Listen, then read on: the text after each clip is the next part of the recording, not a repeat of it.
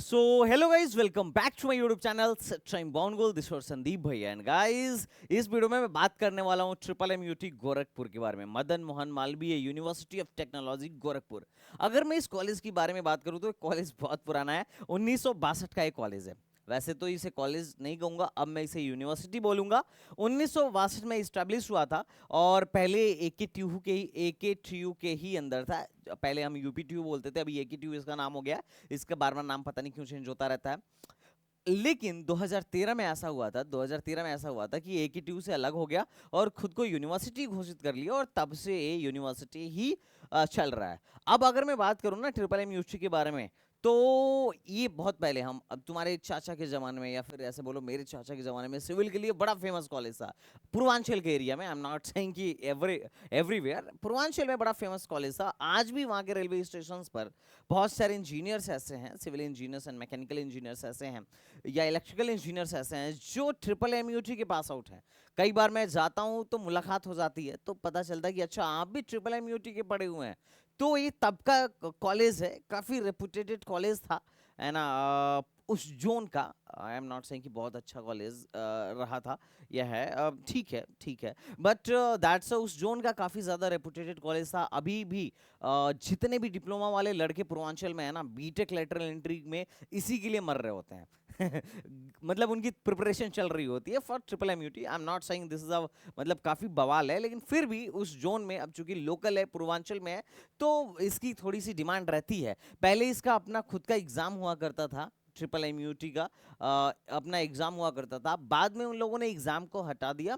2020 में I think in लोगों ने काम किया था। 2020 में क्या किया था इन लोगों ने कि 2019 में क्या किया था, 10% सीट पहली बार इन्होंने जेई मेंस ही दिया था और 90% seat AMU triple M UT के एंट्रेंस एग्जाम से दिया था। लेकिन बाद में क्या हुआ कि इन्होंने ट्रिपल एम यूटी का एंट्रेंस एग्जाम बंद कर दिया और सारी की सारी 100% सीट जेई मेन से कर दी। अब अगर आप देखेंगे कि इसमें कौन कौन से कोर्सेज हैं और उसमें एडमिशन का इंट्रेंस कौन सा है, तो साफ साफ दिखेगा बीटेक फर्स्ट ईयर में जेई मेन से एडमिशन होता है और बीटेक सेकेंड ईयर में सीयूटी से एडमिशन होता है। बी फार्मा वगैरह जैसे भी कोर्सेज हैं, बट मुझे नहीं लगता कि उतने ज़्यादा एज इफिशियंट है। इसके अलावा बी फार्मा वगैरह के लिए बेटर ऑप्शन भी हो सकता है, बट बीटेक के लिए तो पूर्वांचल में इसका नाम है और बच्चे जाते हैं पूर्वांचल वाले। अब चूंकि मैं भी पूर्वांचल से हूँ और तुम लोग भी कमेंट बॉक्स में बताना कि तुम में से कौन कौन है जो गोरखपुर साइड से है या पूर्वांचल वाले एरिया से है। नाम के साथ साथ अपनी रैंक बताना मत भूलना कमेंट बॉक्स में, जरूर मैं देखना चाहूंगा। ओके, खैर छोड़ो ये बातें, अब हम बात करते हैं। तो देखो, एक बात और मैं मेंशन करूंगा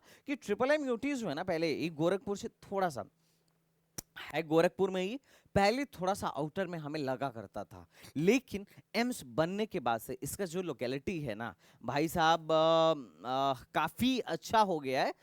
काफ़ी इसकी लोकेशन काफ़ी अच्छी हो गई है और वहाँ पर तो मतलब उसके आसपास तो काफ़ी मतलब चिड़ियाघर भी है। थोड़ा सा आगे जाओगे तो एक चिड़ियाघर भी है और मतलब ओवरऑल तारामंडल वगैरह काफ़ी है। तो मतलब देखने में तो वहाँ का लोकेशन, ट्रिपल एम यूटी के पास का लोकेशन काफ़ी अच्छा हो गया है। तो अब लोकेशन के मामले में ये नहीं बोल सकते कि this is not located at very well placed. अब ये काफ़ी अच्छी लोकेशन पर है और तुम्हारा एम्स बनने के बाद तो थोड़ा कुछ ज़्यादा ही ओके। नो, जस्ट इसके पीछे ही एम्स की बिल्डिंग है और एम्स समझ ही गए होगे। खैर जस्ट लीव, मैं बात करता हूँ कि यहाँ पर कौन कौन से कोर्सेज हैं।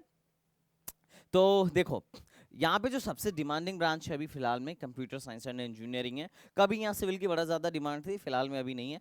और उसके बाद भैया बीटेक इन इंफॉर्मेशन टेक्नोलॉजी है। अगर सबसे पहले मैं सीट भरने के हिसाब से बोल रहा हूँ, बच्चों की चॉइस के हिसाब से भी डिमांड बता रहा हूँ, सबसे पहले लोग यहाँ जाते हैं, फिर यहाँ जाते हैं, उसके बाद इलेक्ट्रॉनिक्स एंड कम्युनिकेशन इंजीनियरिंग में जाते हैं। एक और इलेक्ट्रॉनिक्स की स्पेशलाइजेशन यहाँ पे चल रही है, पिछले साल ही इंट्रोड्यूस हुई थी, that is EC in IoT, electronics and communication engineering in internet of things की स्पेशलाइजेशन यहाँ पे ऐड हुई थी। उसके बाद भैया इलेक्ट्रिकल इंजीनियरिंग है, मैकेनिकल इंजीनियरिंग है, सिविल इंजीनियरिंग है, देन केमिकल इंजीनियरिंग है। तो ये टोटल 8 ब्रांचेस आपको यहाँ पर देखने को फिलहाल में मिल जाएंगे ट्रिपल एम यूटी में। अगर मैं एडमिशन प्रोसेस की बात करूँ बीटेक फर्स्ट ईयर में, डिप्लोमा में लेटरल एंट्री की बात अभी नहीं कर रहा, I am just talking about BTech first year, क्योंकि मैं सब कुछ बताऊंगा एटलीस्ट कट ऑफ क्या जाता है। I will explain everything, actual इनका प्लेसमेंट कैसा है, यहाँ का रियलिटी क्या है, क्योंकि मैं तो इधर से ही बिलोंग करता हूँ यार। मेरे इतने सारे स्टूडेंट्स ट्रिपल एम यूटी में पढ़ रहे हैं, तो ठीक है, we have a good idea about triple MUT. बाकी एक्चुअल आइडिया के लिए आप इनके वेबसाइट पे विजिट करिए, देखिए। बट हमें as per my knowledge I am saying it's not an official. अगर मैं बात करूं बीटेक फर्स्ट ईयर एडमिशन के लिए, तो दैट इज यहाँ पर एडमिशन होता है जेई मेन से। 100% सीट जो है जेई मेन से भरी जाएगी, लेकिन 10% सीट्स जो हैं सुपर न्यूमररी सीट्स हैं अदर स्टेट के बच्चों के लिए।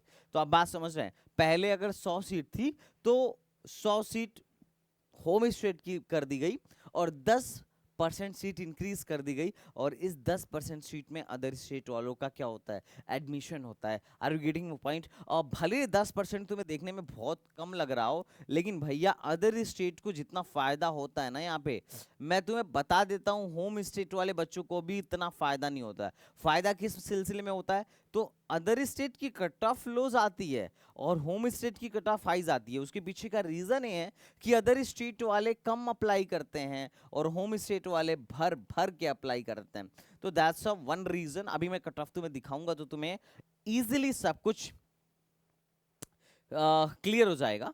अब मैं बात करूं कि भैया कौन कौन एलिजिबल है बीटेक फर्स्ट ईयर के लिए। तो ऐसा व्यक्ति जिसका a candidate should have passed 10+2 examination with at least 55% marks. कम से कम आपके क्या होने चाहिए, 50% मार्क्स होने, 55% मार्क्स होना चाहिए, और 50% in case of candidate belonging to SC ST category, and with at least 60% average marks in case of mathematics, physics and one of the following subject, chemistry, technical, vocation, like this. मतलब मोटा मोटी आपके board में कम से कम 55% होने चाहिए board में। मैं जनरल ओबीसी की बात कर रहा हूँ, SC ST वाले 5% घटा लेंगे। और पीसीएम का जो एग्रीडिगेट है वो कम से कम आपका 60% होना चाहिए।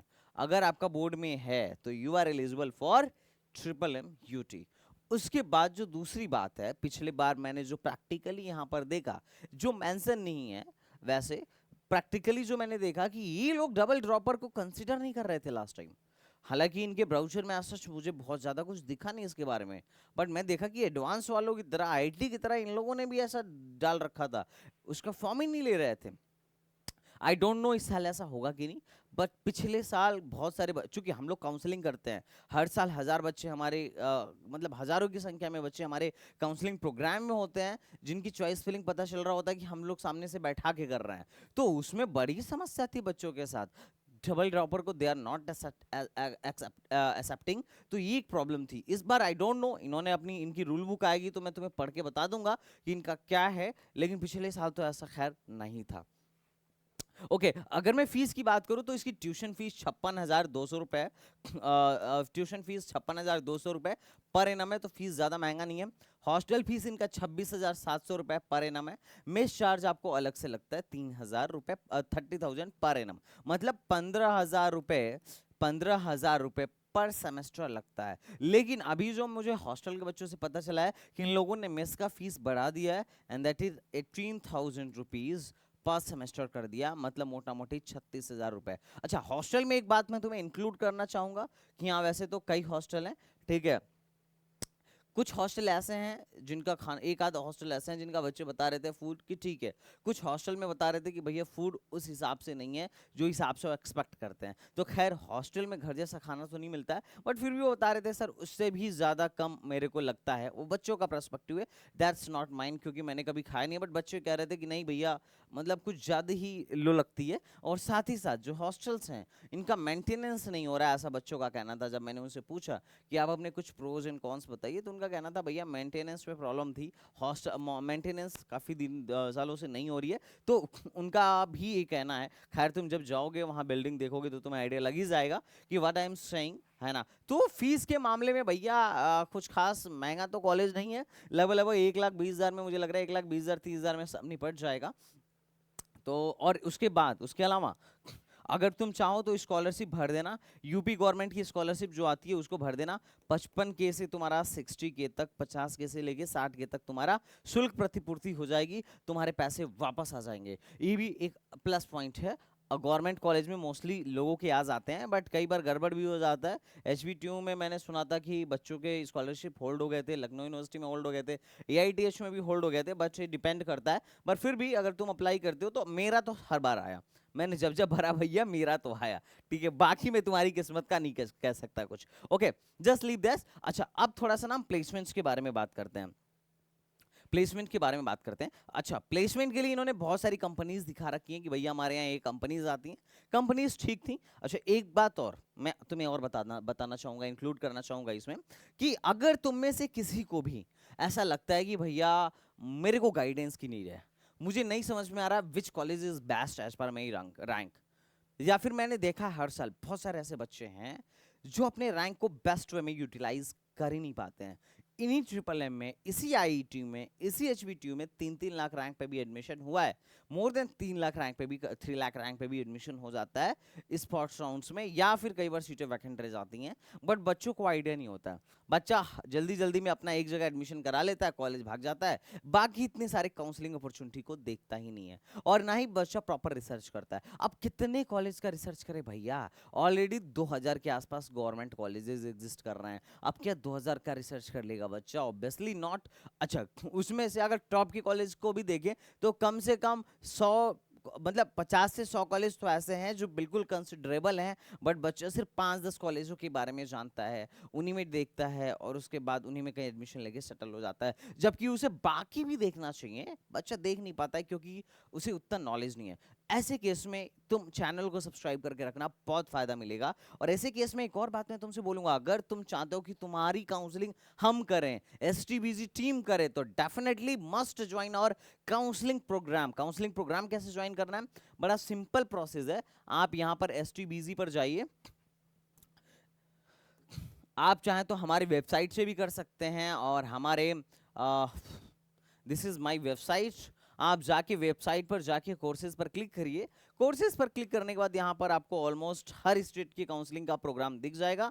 आप उस स्टेट की काउंसलिंग का प्रोग्राम लीजिए, 24 घंटे के अंदर आपको मेंटर असाइन होगा, 36 घंटे के अंदर उनका कॉल बैक आ जाएगा, and we will help you, don't worry. यहाँ से लॉग इन करके आप हमारे एप्लीकेशन के पोर्टल पे जा सकते हैं, और वहां से भी आप क्या कर सकते हैं, हमारे कोर्सेज ज्वाइन कर सकते हैं। अब मैं बात कर रहा था कि भैया इनके प्लेसमेंट का क्या रहा, तो देखो इस साल का जो मैं जो डेटा बता रहा हूं, देखना अंदर की बात है, ये जो डेटा बता रहा हूं 2022 से 2023 वाले सेशन का, मतलब जस्ट तुमसे पहले वाले, अभी ये 2024 चल रहा है, ठीक है, 23-24 वाला सेशन चल रहा है, पिछले सेशन का बता रहा हूँ। अभी तो इनका क्या है कि इनका डेटा ही नहीं आया है, हमें जो डेटा बच्चों से मिला उसको हम ये नहीं बोल सकते कि ऐसा हुआ है ऐसा ही हुआ है, क्योंकि अभी इनका प्लेसमेंट कंप्लीट हुआ नहीं है, अभी चल रहा है, ऑनगोइंग है, तो मैं इसकी बात तो नहीं करूंगा। वैसे इस बार हालत सच में खराब है, जहां तक बच्चों से बात किया तो पता चला कि इस बार कंपनीज कम विजिट कर रही हैं, सीएसआईटी में उतना ज़्यादा प्लेसमेंट नहीं हो रहा है, even not only in triple MUT, बहुत सारे कॉलेजों में नहीं हो रहा है रिसेशन की वजह से। बट पिछली बार की तरह जो 2022-23 सेशन में हुआ था, 2022 में और 2023 इन दोनों सेशन में इनके यहाँ प्लेसमेंट अच्छा हुआ था, लेकिन इस साल का प्लेसमेंट मुझे उतना बच्चों से बात करने के बाद उतना ज़्यादा इफेक्टिव नहीं दिख रहा है, तो इस बात को आप कंसिडर करिएगा। अच्छा, हो सकता है अगले ईयर में इनकी प्लेसमेंट्स ठीक हो जाएं, बट खैर मैं इसकी बात नहीं करूंगा क्योंकि इसका ऑफिशियल डेटा इन लोगों ने नहीं डाला 2024 वाले बैच का, लेकिन 2023 वाले बैच का डेटा ऑफिशियल डाला है, तो मैं भाई तुम्हें बता रहा हूँ।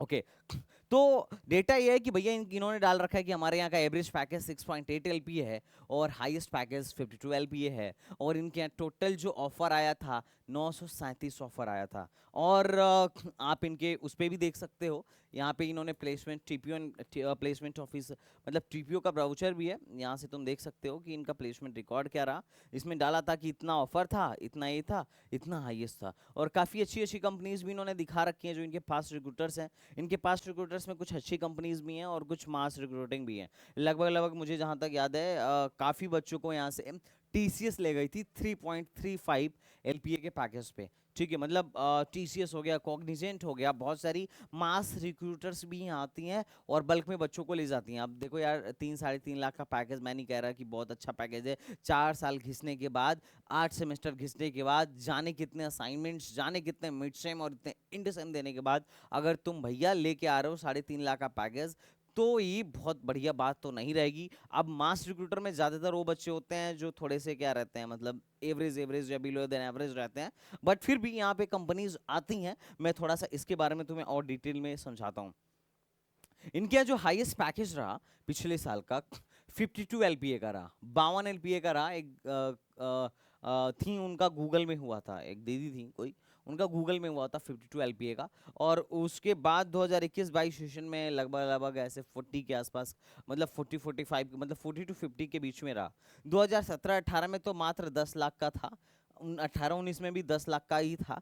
अभी कंपनियां थोड़ा पिछले सालों से कुछ ज़्यादा विजिट करी हैं और नंबर ऑफ ऑफर्स भी ज़्यादा मिले हैं और हाईएस्ट पैकेज भी इनका ज़्यादा था। ये जो 52 लाख का था, ध्यान रखना है, ऑफ कैंपस था, that was not on campus, that was on Google.